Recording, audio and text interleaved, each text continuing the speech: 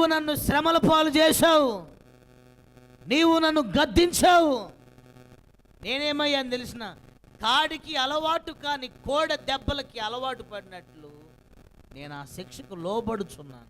ఆహా, ఎంత అద్భుతంగా ఉందండి అసలు ఈ వాక్యం.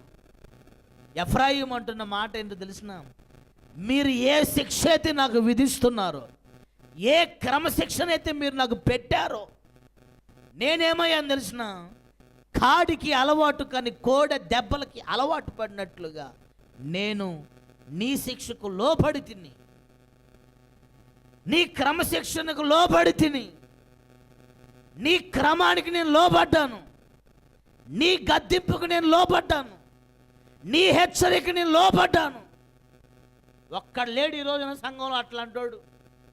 అన్నీ కలిసి వచ్చే మాటలు చెప్పాలి ఈ రోజున, ముద్దు పెట్టుకున్న మాటలు చెప్పాలి ఈ రోజున.